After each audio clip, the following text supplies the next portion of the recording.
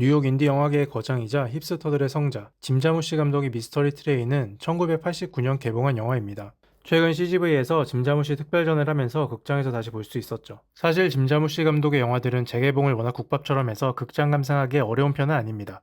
짐 자무시는 단편의 이야기를 다루는 것에 탁월함을 보이는 감독이라고 생각합니다. 그래서 그런지 그의 작품들은 단편을 여러 개 모아놓은 듯한 형식들이 꽤 많습니다. 미스터리 트레인도 한 편의 영화로 줄기를 이어갔지만 실제로 보면은 세 개의 단편을 묶어놓은 형식입니다. 하나의 영화로서 본다면 다중 플롯이라고 보일 수도 있겠고요. 영화는 멤피스에서 일어나는 하룻밤의 사건들을 다루고 있습니다. 같은 시간대를 배경으로 한 세 가지 이야기가 나오고 각 이야기별로 다른 인물들이 주인공이 됩니다. 이야기의 주인공들은 서로 스쳐 지나가거나 연결고리가 있는 사람들이기도 하죠.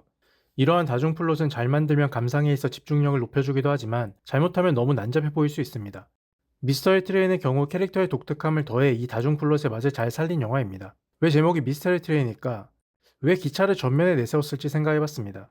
기차라고 하면 떠오르는 것은 노선입니다. 기차는 목적지가 명확한 교통수단이죠. 중간에 내릴 수는 있지만 도착지 자체를 변경할 수는 없습니다. 아예 다른 곳으로 가려고 하면 다른 노선으로 환승해야 합니다.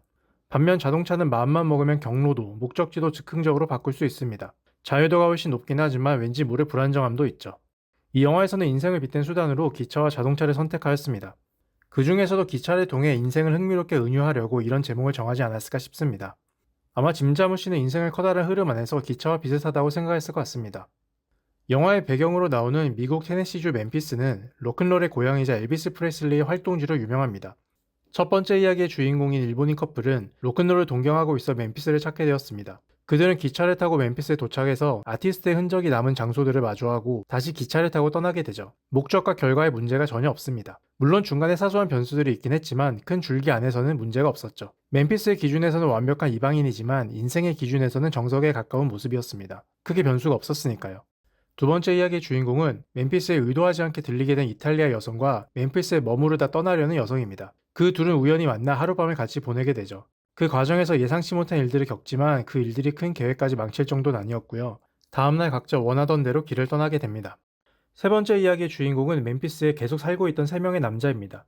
그들은 우연히 만나게 되었고 예상치 못하게 하룻밤을 보내다가 더욱 예상치 못한 사건에 맞닥뜨리게 됩니다. 다음날 그들은 급하게 자동차로 멤피스를 떠납니다. 즉흥적인 목적지를 정해서요. 원래 현지에서 살고 있던 그들이 제일 충동적인 선택을 하게 됩니다. 제가 생각했을 때 이 새 이야기가 좀 재밌는 부분이 뭐냐면 첫 번째 이야기의 일본인 커플은 멤피스와 제일 동떨어져 있는 그런 사람들인데 어떻게 보면 그들은 원하는 바를 다 이루었고 오히려 멤피스란 곳에서 원래 계속 살고 있던 현지인들은 그 사건을 통해서 멤피스를 도망치듯이 떠나게 되죠. 멤피스와 제일 어울릴 것 같지 않은 사람들이 제일 순탄한 모습을 보여주는 게 구조적인 아이러니 같기도 하고요. 새 이야기의 주인공들이 멤피스 안에 머무를 때의 모습은 꽤 흥미롭습니다. 멤피스 안에서 그들은 정체 그 자체를 보여준다고 생각을 하는데요. 긍정적인 의미이건 부정적인 의미이건 멤피스 안에서의 그들은 멈춰 있습니다.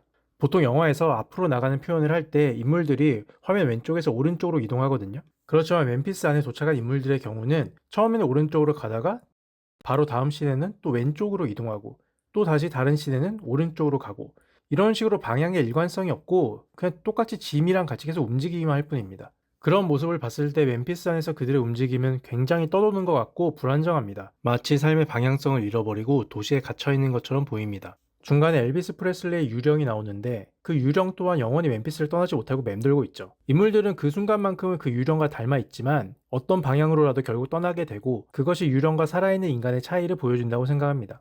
삶이라는 것은 그렇게 예상대로 되기도 하고 뜻밖의 상황에 조우하기도 하면서 흘러간다고 말하고 싶었던 것이 아닐까 싶습니다. 삶이 너무 힘들다고 느껴지기도 하지만 그렇다고 손대는 모든 일마다 다 망하지 않기도 하고요. 코인 같은 경우는 좀 힘들긴 한데 아무튼 그렇게 바닥으로 가긴 또 쉽지 않고 생각지도 못한 좋은 일들이 종종 찾아오기도 합니다. 많은 의미에서 변수가 참 많긴 하죠. 커다란 기차 같은 삶은 그래서 미스터리하다고 생각합니다.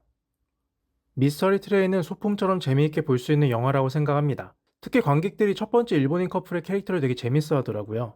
남자 캐릭터 특유의 후카시가 좀 귀여워 보이기도 하고 또 쿠도 유키가 일본인 커플의 여자 쪽으로 나왔는데 이 배우는 역분사 가족, 태풍 클럽, 게이샤의 추억 등 굵직굵직한 영화들에 정말 많이 나왔던 배우거든요. 작품성 있는 영화에 꽤 많이 출연을 했었는데 요새는 활동이 좀 드문 것 같아 아쉽습니다. 이 영화를 보면서 본인의 삶이 어떻게 흘러가고 있는지 고민해보는 것도 재밌을 것 같고요. 정해놓은 방향으로 큰 줄기에 맞게 잘 가고 있는지, 이리저리 변수에 맞게 경로가 바뀌고 있는지 한번 생각해보면 좋을 것 같습니다. 뭐든 정답은 아니겠지만요.